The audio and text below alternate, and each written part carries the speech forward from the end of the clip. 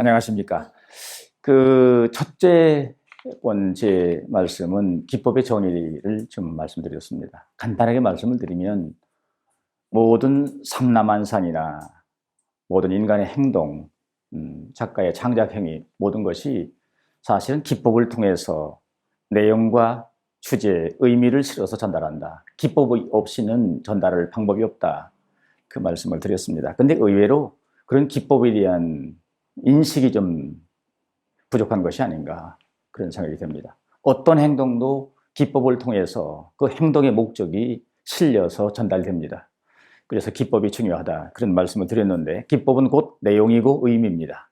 그래서 기법이 따로 있는 것이 아니라 내용과 의미를, 주제와 스토리를 가장 잘 전달하기 위한 그런 시스템이다.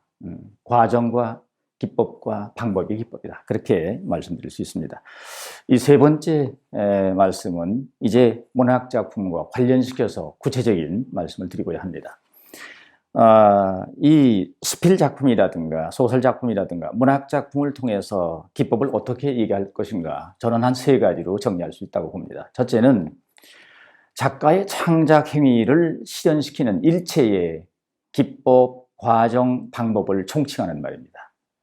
우리가 알고 있는 중간중간 갈등을 표현한다든가 아니면 도입부에 작은 기법을 쓴다든가 이것도 기법에 들어갑니다. 전체를 아우는 구조를 얘기할 때도 기법이라는 말 쓸 수 있고요. 의미를 전달하는 형식도 기법이라는 말로 쓸 수가 있습니다. 이렇게 창작 행위를 실현시키고 그 내용을 전달하는 일체의 모든 기법이나 과정과 방법, 첫 번째 시간에 얘기한 프로세스 또는 테크닉, 메소드 이 모두가 기법의 개념 속에 포함된다. 그 말씀 드릴 수 있습니다.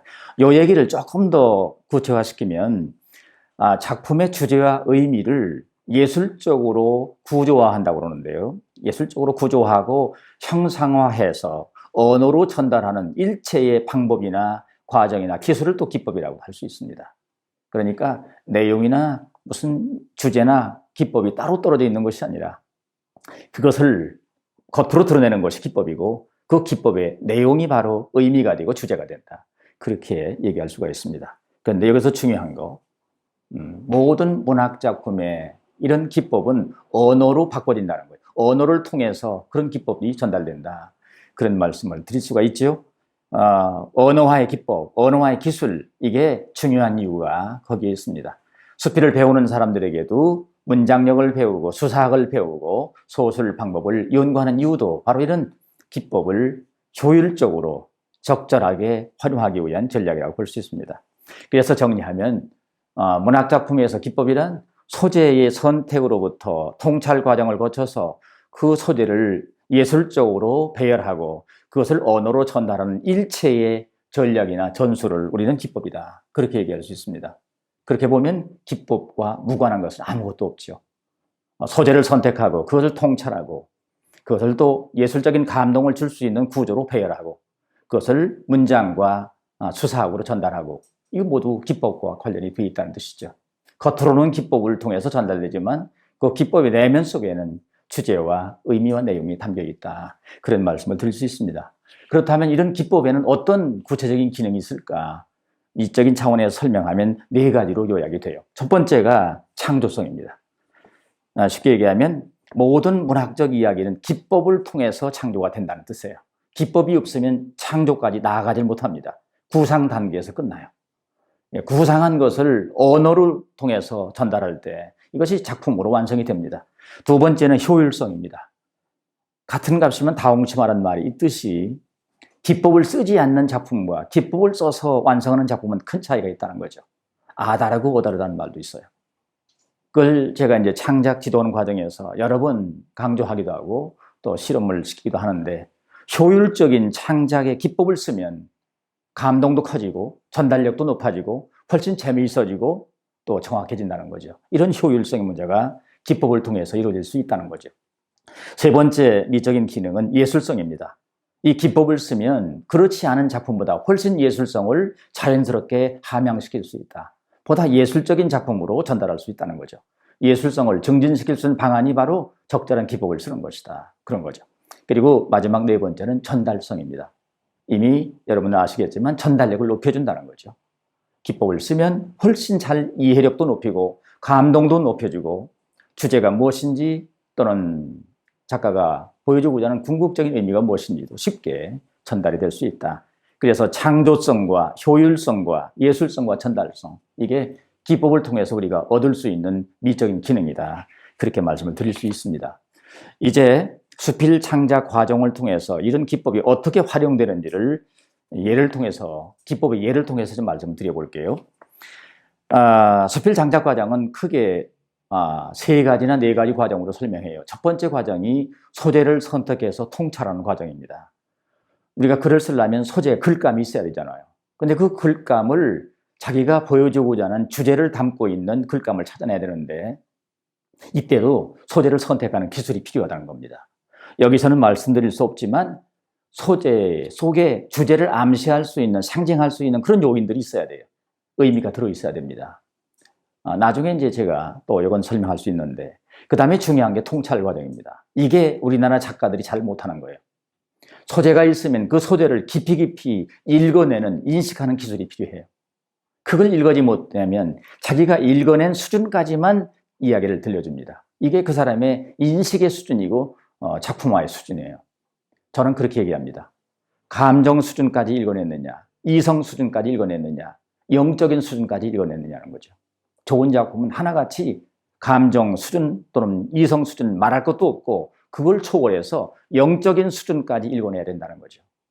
우리가 성경을 읽을 때 또는 불경을 읽을 때 감정 수준과 이성 수준까지 읽으면 아직 신의 뜻을 모르는 거예요. 영적인 수준까지 가서 그 신의 말씀을 우리가 읽어낼 수 있어야 되는 거죠. 그래서 기도가 필요한 거고 묵상과 명상이 필요한 것이죠. 우리나라 작가들이 이게 잘 안 됩니다. 이게 바로 수준차고 세계적인 명작에 들어있는 기본적인 공통소를 찾는다는 바로 이거예요. 영적인 수준까지 독자들을 감동시키고 영적인 의미까지 소재에서 끌어내서 그걸 전달해라. 이게 바로 소재 선택과 통찰 과정인데 여기서 필요한 것이 브레인스토밍 기법입니다. 소재로부터 유출되는 생각, 떠오르는 모든 생각을 끄집어내는 거예요. 의미를 끄집어내는 거예요. 이거 뭐 구체적으로 설명할 필요가 없습니다. 이것을 무작위로 평가 없이 끌어낸 다음에 내가 쓸모있는 소재를 또 추리는 과정이 있는데 이게 마인드맵입니다. 그 다음에 이제 거기서 핵심적인 요소를 놓고 집중 명상을 하죠. 집중 몰입을 하죠. 여기서 진리도 떠오르고 신의 음성도 떠오르고 본질도 떠오르고 이렇게 되는 거죠. 여기까지 가야 통찰이 될 수 있다는 거예요. 여기서 기법이 필요하다는 거예요. 나중에 제가 명상 기법에 대한 말씀을 또 어느 기회인가 드릴 수 있을 텐데 두 번째 단계는 주제를 형상화하는 기술이 또 필요해요. 주제를 하나의 주제를 놓고 여러 가지 이야기를 수렴시켜서 주제를 만들어낼 것인지 아니면 몇 개의 동등한 가치를 주제를 놓고 이걸 뭐라고 할까요? 그 평등한 그런 과정으로 또 중앙 집권식이냐 지방 분권식이냐 그런 말씀을 드릴 수가 있는데 여러 가지 주제를 형성하는 기법이 또 있습니다.